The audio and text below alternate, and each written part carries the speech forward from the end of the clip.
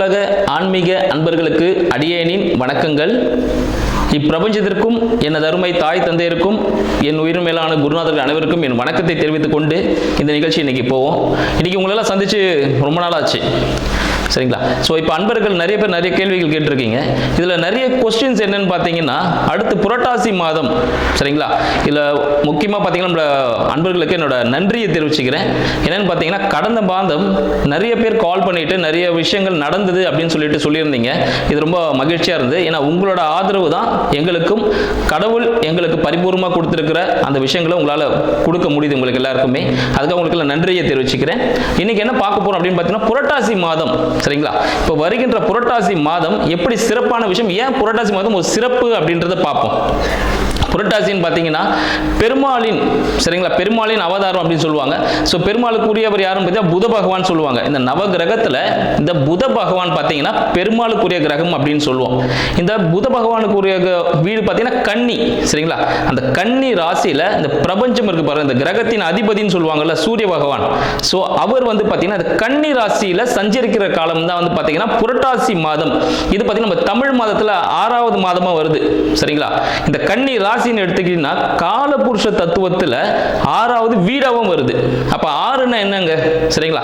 6ன்னு பாத்தீங்கன்னா சுக்கிரனுக்குரியவர் அப்படின்னு சொல்லலாம். 6ன்னு பார்க்கும்போது அடுத்தது 6ஆம் வீடுனா ருண ரோக சத்ரு அப்படின்னு சொல்லுவாங்க. ஸோ அதற்கான ஒரு வீடுன்னு சொல்லலாம்.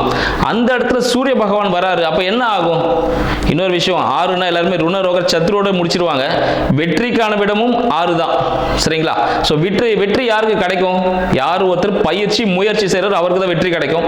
அது 6ஆம் இடம். அந்த இடத்துல சூரிய பகவான் வர்றதுனால வெற்றிகள் நிறைய கிடைக்குங்க. எந்த முயற்சி எடுத்தினாலும் வெற்றி கிடைக்கும், சரிங்களா? சரி, ஓகே. இந்த நேரத்தில் எதுக்கு நம்ம பெருமாளை வணங்குறோம் அப்படின்னு பார்த்தோம்னா சில விஷயங்கள் இருக்கு. ஸோ பெருமாள் அப்படின்னு பார்க்கும்போது பார்த்தீங்கன்னா அவர் வந்து திருவோணம் நட்சத்திரம், சரிங்களா? திருவோணம் நட்சத்திரத்தில் புரட்டாசி மாதம் திருவோணம் நட்சத்திரத்தில் திருப்பதியில் இருக்கிற வெங்கடேச பெருமாள் இருக்க பாருங்க, அவர் வந்து எல்லாருக்கும் காட்சி அளித்த தினம் வந்து புரட்டாசி மாதத்தில் தான் இருக்கு. அடுத்து வேற என்ன விசேஷம் அப்படின்னு பார்த்தோம்னா, புரட்டாசி சனிக்கிழமை எதனால ஒரு எல்லாருமே வழிபடுறாங்க அப்படின்ற விஷயத்தை பார்த்தீங்கன்னா, புரட்டாசி சனிக்கிழமையில நம்மளோட சனீஸ்வர பகவான், சரிங்களா? இப்ப 7 சனி நிறைய பேர் போயிட்டு இருக்கோம், அஷ்டம சனி போயிட்டு இருக்கோம், எல்லாருமே பயந்துட்டு இருப்பாங்க. இவங்க எல்லாமே புரட்டாசி மாதம் சனிக்கிழமையில தான், சரிங்களா, சனீஸ்வர பகவான் சனிக்கிழமையில தான் பிறந்தார். அதனாலே புரட்டாசி சனிக்கிழமை மிகவும் பிரசித்தி பெற்று இருக்கு அப்படின்னு சொல்லலாம். 10 அவதாரங்கள், நம்ம பகவானோட 10 அவதாரம் என்னன்னு பார்த்தோம்னா, முதலாவதாக பார்த்தீங்கன்னா மச்ச அவதாரம். மச்ச அவதாரம் மீன், சரிங்களா? கடல்ல வாழக்கூடிய மீன் போல. நம்மளோட புராணங்கள் எப்பயுமே பார்த்தீங்கன்னா அறிவியலோட சம்பந்தப்பட்டு இருக்கணும், சரிங்களா? அறிவியல் ஒத்துக்கக்கூடியதா ஒரு விஷயமா இருக்கும், அறிவியல் ஏற்றுக்கக்கூடிய ஒரு விஷயமா இருந்தால் தான் எல்லாரும் உலக மக்களை ஏற்றுப்பாங்க. இதை தான் நம்மளோட பகவான் தெரிவிச்சிருக்காரு நம்மளுக்கு வந்து பார்த்தீங்கன்னா. மச்ச அவதாரம் மீன் வடிவில் எடுத்திருந்தார். 2வது அவதாரம் பார்த்தீங்கன்னா கூர்மா அவதாரம், சரிங்களா? கூர்மா அவதாரம் உங்களுக்கே தெரியும், சரிங்களா? நிலத்திலும் நீரிலும் வாழக்கூடியது அப்படின்னு சொல்லுவாங்க. ஸோ ஆமை வடிவில் எடுத்திருந்தார். 3வது வராகி அவதாரம், சரிங்களா? காட்டில் வாழக்கூடிய ஒரு மிருகமாக, நம்ம வளர்ச்சி பாருங்க எப்படி இருக்குன்ட்டு. அடுத்தது காட்டில் வர ஒரு மிருகமாக வளர்ந்திருக்கார். 4வது நரசிம்ம அவதாரம், எல்லாருக்குமே தெரிஞ்சது, எல்லாரும் வழிபட்டு இருக்கோம். நரசிம்ம அவதாரம் பிரகலாதனுக்காக எங்க ஒரு பக்தன் அவனுக்காக வந்து அவன் நம்மளுக்கு தவம் இருந்து நம்ம ஒரு பிறப்பை எடுத்து அவன் தவம் இருக்கிறதுனால நம்மளுடைய வணங்குறதுனால, சரிங்களா, ஒரு பக்தனுக்கு பகவான் வந்து அருள் பாலிக்கணும், சரிங்களா? அப்ப நம்ம என்ன பண்ற, நரசிம்மர் இன்கேஸ் நான் ஒரு குழந்தையா பிறந்து வந்து ஒரு மாநிலனா வந்து ஒரு வளர்ச்சி அடைந்த வாலிபனா இருந்து அவனுக்கு உதவுனா எங்க இத்தனை காலம் வீணாயிடுமோன்றதுக்காக உடனே தூண்ல இருந்து பிளந்துட்டு அந்த கணமே அவருக்கு வந்து உதவி செய்யறார். அப்போ பகவானுக்கு எவ்வளவு பெரிய மனசு பாருங்க. ஸோ இந்த அவதாரம் பார்த்தீங்கன்னா நரசிம்ம அவதாரம் 4வது அவதாரம். 5வது வாமன அவதாரம், அடுத்த பரிணாம வளர்ச்சி. நரசிம்மர் பார்த்தீங்கன்னா மனிதனும் மிருகமும் கலந்த ஒரு அவதாரமா இருந்தாரு. அடுத்தது வாமன அவதாரம் பார்த்தீங்கன்னா ஒரு குட்டையான ஒரு மனிதனா அவதரிக்கிறார், சரிங்களா? குட்டையான மனிதனா அவதரிச்சுட்டு தன்னோட காலடியாலே இந்த உலகத்தை அழகிறார். 3 அடியால உலகத்தை மொத்தமாக அளந்துட்டார், சரிங்களா? அடுத்தது பார்த்தீங்கன்னா பரசுராமர் அவதாரம் 6வது. அப்போ குட்டையான மனிதன் ஆயாச்சு, அப்புறம் சமைச்சு சாப்பிடணும், சரிங்களா? ஸோ விலங்குகளை வேட்டையாடுறது, ஸோ அது போல அவதாரங்கள் செஞ்சுட்டு இருந்தார். அடுத்தது பார்த்தீங்கன்னா 7வது அவதாரம் பார்த்தீங்கன்னா ராம அவதாரம். ராம அவதாரத்தில் என்ன பண்றார்? அடுத்து திருமணம் போகணும் பார்த்தீங்களா? திருமணம் போகக்கூடிய அந்த காலகட்டம்ல திருமணத்துக்கு என்ன பண்ணும், ஒரு கணவன் ஒரு மனைவி அப்படின்ற மாதிரி எப்படி நெறியோட வாழணும்னு கற்றுக் கொடுத்தார். அடுத்தது 8வது அவதாரம் பலராம அவதாரம். ஒரு பலமிக்க மனிதனாக இருந்துட்டு ஒரு விவசாயம் செஞ்சுட்டு இருக்கணும், ஸோ விவசாயம் செஞ்சு எப்படி மனிதன் வாழணும் அப்படின்னு சொல்லிட்டு அந்த அவதாரத்தை காட்டியிருந்தார். அடுத்து பார்த்தீங்கன்னா 9வது பார்த்தீங்கன்னா கிருஷ்ண அவதாரம். இப்போ எல்லாருமே பார்த்தீங்கன்னா இப்போ 9வது அவதாரத்தை தான் எல்லாம் வணங்கிட்டு இருக்கோம். ஏன்னா இந்த காலகட்டங்களுக்கு அதுதான் தெரிஞ்ச ஒரு விஷயமா இருக்கு. கிருஷ்ண அவதாரம் எல்லாருக்குமே தெரிஞ்ச ஒரு விஷயம். சரியா, கம்சனை தும்சம் செய்யறதுக்காக வந்திருந்தார் அப்படின்னு சொல்லுவோம். 10வது கல்கி அவதாரம் சொல்லுவோம். கல்கி அவதாரம் இன்னும் பிறப்பு எடுக்கல அப்படின்னு சொல்றாங்க. ஏன்னு பார்த்தீங்கன்னா இந்த கல்கி 10வது அவதாரத்தில் இப்போ நம்ம இருக்கோம், இது கலியுகம் சொல்லுவாங்க. சரிங்களா, இந்த கலியுகம்னா என்னன்னு பாத்தீங்கன்னா எல்லாருமே முடியக்கூடிய ஒரு காலகட்டம் அப்படின்னு சொல்லுவோம். எப்பவுமே பகவான் பாத்தீங்கன்னா ஒரு அவதாரம் எடுக்கிறாரு அப்படின்னா உடனே நாளைக்கே இன்னைக்கு ஒரு குழந்தை பிறந்துடும், 10 மாசத்துல குழந்தை பிறக்கும் அப்படின்ற கதை இல்லைங்க. சரிங்களா, பகவான் பிறக்கிறான்னு பார்த்தீங்கன்னா 4,32 வருடங்களாகும் ஒரு அவதாரம் எடுக்கணும்னா. சரிங்களா, அப்போ பார்த்தீங்கன்னா 4,32 அவதாரம் அப்படி எடுத்திருக்காருன்னா இன்ட்டு 4 போது அது கிரேதா யுகம்னு சொல்லுவாங்க. அப்போ கிரேதா யுகத்தில் 4 அவதாரம், ஃபர்ஸ்ட் 4 அவதாரம் முடிஞ்சிச்சு. அடுத்து திரேதா யுகம். திரேதா யுகம்ல 4,32,000 வருடங்கள். அப்போ 4,32,000 இன்ட்டு 3 அப்படி போகும்போது திரேதா யுகம்னு சொல்லிட்டு. அடுத்தது துவாரபாக யுகம். துவாரபாக யுகம் பார்த்தீங்கன்னா 4,32 ஆண்டுகள் இன்ட்டு 2 வருடங்கள். இது துவாரபாகியம் சொல்லுவோம். கடைசியா பார்த்தீங்கன்னா கலியுகம் 4,32 ஆண்டுகள். இப்போ நம்ம போயிட்டு இருக்கோம். இப்போ நம்ம 4,32 ஆண்டுகள்ல 5,125வது ஆண்டு தான் இருக்கும். பகவான் எப்போ அவதரிப்பார் தெரியுங்களா? இந்த 4,32 ஆண்டுகளை கடைசியில் இருக்க 27ஆம் ஆண்டு தான் பகவான் அவதரிப்பார். இப்போ நம்ம இந்த காலகட்டத்தில் இருக்கோம். அப்போ பகவான் இன்னும் அவதரிக்க போகிறார் அப்படின்னு சொல்லலாம். சரிங்களா, இப்போ இந்த கலியுகம்ல தான் வந்து நம்ம எல்லாருமே வாழ்ந்துட்டு இருக்கோம் அப்படின்னு சொல்லுவோம். இந்த கலியுக காலத்துல இப்ப ஏன் பகவான் வந்து பார்த்தீங்கன்னா புரட்டாசி மாதத்துல வணங்குறோம் அப்படின்னா, இந்த சூரிய பகவான் பார்த்தீங்கன்னா கன்னி ராசியில் இருக்கும் போது நீர்நிலைகளில் இருக்க கிருமிகள்லாம் வந்து பார்த்தீங்கன்னா கொஞ்சம் மாற்றம் அடையும் அப்படின்னு சொல்லலாம். அதாவது நீர் சுத்தமாகும்னு சொல்லலாம். இதனால நம்ம வீட்லயே எல்லா பொருட்களும் சமைச்சு சாப்பிடணும். சரிங்களா, இந்த விஷயங்கள். மேலும் இந்த புரட்டாசி மாதத்துல பார்த்தீங்கன்னா சனீஸ்வர பகவான் இந்த சனிக்கிழமையில நம்ம பெருமாளை வணங்குறதுனால சனீஸ்வரனால் வரக்கூடிய அனைத்து துன்பங்களும் நீங்கக்கூடியது. சரிங்களா, அந்த விஷயங்கள்லாம் இருக்கு. சரிங்க, இந்த புரட்டாசி மாதம் அப்படின்னு பண்ணா நம்ம தழு போடுறது அப்படின்னு சொல்லுவோம். சரிங்களா, பகவானுக்கு படையல் வைக்கிறது. ஏன் இந்த சனிக்கிழமையில தான் பண்றோம்? சனிக்கிழமை ஏன் அந்த 3வது வாரம் தான் பண்றோம் அப்படின்னு சில விஷயங்களும் இருக்கு. ஏன்னா நம்ம ஒரு ஊருக்கு போனோம்னா அந்த பஸ் ஸ்டாம்புக்கு போனால் தான் அந்த பஸ்ல இருந்து ஏறி அந்த ஊருக்கு போக முடியும். நம்ம இப்போ கன்னியாகுமரி போகிறதுக்கு நம்ம காஷ்மீரில் போய் உட்காந்துட்டு வேற ஏதோ பஸ் பிடிச்சி பஞ்சாப் வழியாக போயிட்டு எப்படி சுற்றிட்டு போகிறதுக்கும் போகலாம். பட் அதுக்கான காலக்கெடு முடிஞ்சிடும். நம்ம எந்த காரியமாக போகிறோமோ அந்த செயல் முடிஞ்சிடும். அதனால நேரத்துக்கு போகணுன்றதுக்காக இப்போ ஒவ்வொருத்தருக்கும் முதல் வாரம் அப்படின்னு எடுத்துக்கு பார்த்தீங்கன்னா முதல் வாரம் தேவர்களுக்காக நம்ம பகவான் பார்த்தீங்கன்னா கொடுத்துருக்காரு முதல் வாரத்தில். ஏன்னா ஒரு ஸ்டெப் படி ஸ்டெப் தான் வரணும், சீனியரிட்டி படியா. ஸோ அப்படி பார்த்தீங்கன்னா முதல் வாரம் தேவர்களுக்காக கொடுத்துருக்கிறார். தேவர்கள் முதல் சனிக்கிழமையில பகவானுக்கு அவர் பிரம்மோற்சவம். சரிங்களா, திருப்பதி பார்த்தீங்கன்னா பிரம்மோற்சவம் நடக்கும் இந்த காலகட்டத்தில். இப்போ பார்த்தீங்கன்னா பிரம்மனே வந்து பெருமாளுக்கு உற்சவம் பண்ணி அவரோட விஸ்வரூப தரிசனம் பார்ப்பாராம். சரிங்களா, அதனால பிரம்மோற்சவம் எப்போ நடக்கும் பார்த்தீங்கன்னா முதல் வாரம். சரிங்களா, அப்போ ஸ்டார்ட் ஆயிடும். 2ஆம் வாரம் யாருக்கு அப்படின்னு பார்த்தீங்கன்னா தேவர்களுக்கு.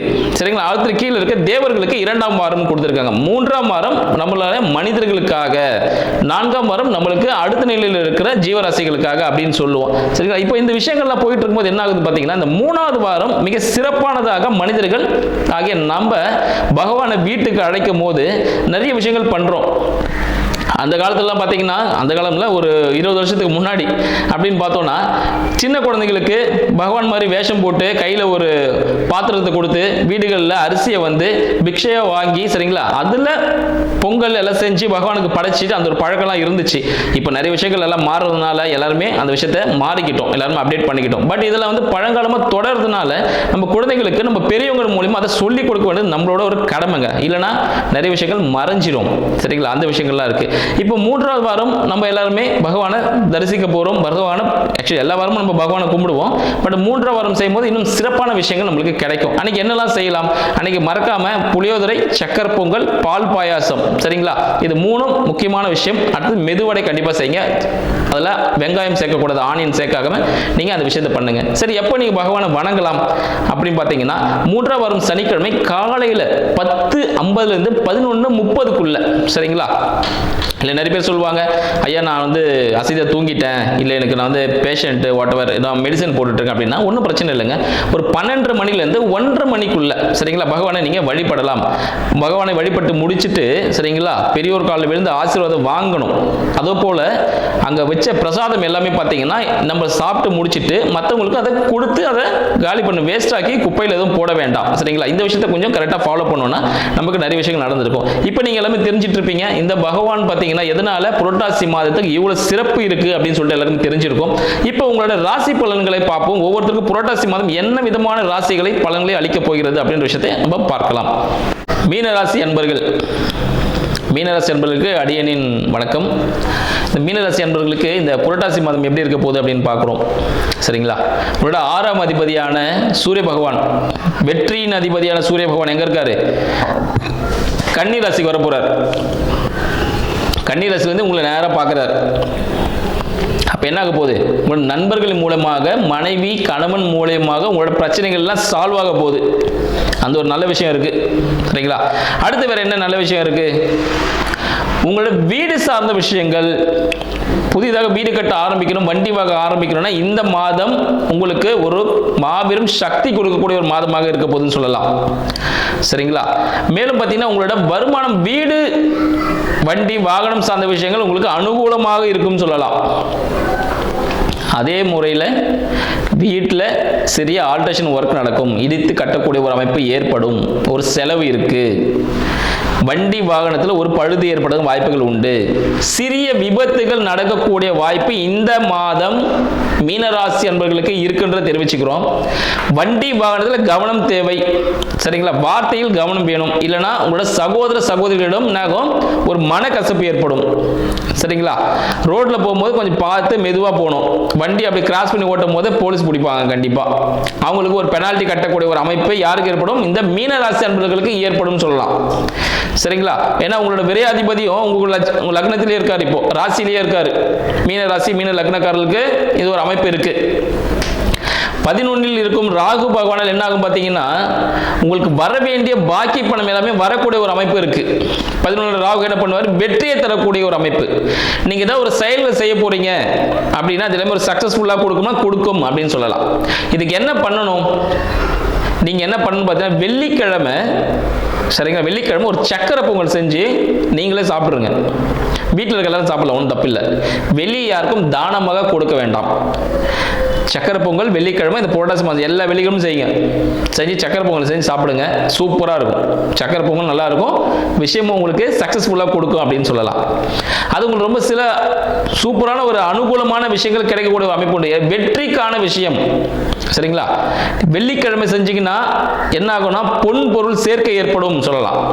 வேற விஷயம் வெற்றி ஏதாவது முயற்சிகள் செஞ்சுட்டு இருக்கீங்க அது சக்ஸஸ்ஃபுல்லாக ஆகணும்னா வியாழக்கிழமை சரிங்களா, வியாழக்கிழமை மதியானம் 1 to 2 இந்த சக்கரை பொங்கல் சாப்பிட்டீங்கன்னா என்ன ஆகும்னா உங்களுக்கு நிறைய விஷயங்கள் வெற்றிக்கான செய்திகள் கிடைக்கும். நீங்க இந்த மாதம் செய்து பாருங்கள், கண்டிப்பா நிறைய கால்ஸ் நீங்க எதுக்கு வெயிட் பண்ணியிருந்தா அந்த கால்ஸ் உங்களுக்கு வரும். ஒரு லெட்டர் வரும், சார் நீங்க இதுல ஒரு அப்பாயின்மெண்ட் உங்களுக்கு கிடைச்சிச்சு, ஒரு மெயில் வரும் இந்த செகண்ட் சரிங்களா. ஸோ இந்த மாதம் இந்த புரட்டாசி மாதம் மீனராசி அன்பர்கள் வியாழக்கிழமையில் சர்க்கரை பொங்கல் செய்து பகவானுக்கு படைச்சிட்டு நீங்க சாப்பிடும் போது உங்களுக்கு சக்சஸ்ஃபுல்லான விஷயங்கள் நடைபெறும் என்று சொல்லலாம். யாருக்கும் அதை வெளியில இருக்கிறவங்களுக்கு யாருக்கும் கொடுக்க வேண்டாம், வீட்டில் இருக்கிறவங்க மட்டும் சாப்பிடுங்க. அது உங்களுக்கு ரொம்ப நல்ல விஷயமா அமையும். அடுத்து பார்த்தீங்கன்னா 7 இருக்கக்கூடிய சூரியனும் புதனும் உங்களுக்கு கம்யூனிகேஷன் விஷயங்கள் எல்லாமே சார்ட் அவுட் பண்ணிடுவாங்க. இது முன்னாடி இந்த பிரச்சனைகள் எல்லாமே என்னாகும் சார்ட் அவுட் ஆகிடும். மேலும் பார்த்தீங்கன்னா உங்களோட நண்பர்கள் மூலமாக சில விஷயங்கள் உங்களுக்கு அனுகூலமாக கிடைக்கக்கூடிய வாய்ப்புகள் உண்டு. நண்பர்கள் கடன் கேட்க வருவாங்க, பார்த்துங்க. மீனராசி அன்பர்கள் யாருக்கும் கடன் கொடுக்க வேண்டாம் அப்படின்ற ஒரு அமைப்பையும் சொல்லிக்கிறேன் உங்ககிட்ட. கடன் கொடுத்தீங்கன்னா அது நண்பர்களுக்கு ஒரு சிறிய பிளவை ஏற்படுத்தக்கூடிய ஒரு அமைப்பாகவும் இருக்கு சரிங்களா. மறைமுக வருமானங்கள் கிடைக்கக்கூடிய அமைப்பு, இதுக்காக நீங்க ரொம்ப நாளா ட்ரை பண்ணிட்டு இருக்கீங்க ஒரு விஷயத்துக்காகனா அதுக்கான ரிசல்ட் எப்போ கிடைக்குன்னா இந்த புரட்டாசி மாதம் கிடைக்கக்கூடிய ஒரு சான்சஸ் உண்டு. அதனால அந்த விஷயங்கள் எதாலும் ட்ரை பண்ணுங்க, அது ஒரு அடுத்த ஒரு ஸ்டேஜுக்கு மூவ் பண்ணுங்க, அதெல்லாம் உங்களுக்கு சக்சஸ்ஃபுல்லாக கொடுக்கும் சரிங்களா. உங்களோட 3க்கு 8க்கு அதிபதியான சுக்கிர பகவான் உங்களுக்கு 6ல் இருக்கிறார். அப்போ உங்களோட முயற்சிகள் சார்ந்த விஷயங்கள், கடன் சரிங்களா? கோர்ட் கேஸ் வழக்கு சார்ந்த விஷயங்கள் எல்லாமே என்ன ஆகும்னா ஒரு வெற்றியை தரப்போகுதுன்னு சொல்லலாம். அது ஒரு வெற்றியை நோக்கி பயணத்தில் இருக்கு, அது சக்சஸ்ஃபுல்லாக நடக்க போகுதுன்னு சொல்லலாம். ஸோ அதுக்கான முயற்சிகள் என்னென்ன பண்ணணும்னு சொல்லிட்டு எல்லாமே பண்ணுங்க. டாக்குமெண்டேஷன் தான் கிளியராகவே இருக்கும். சரிங்களா? நீங்கள் எதுவும் தயங்கவே வேண்டாம்.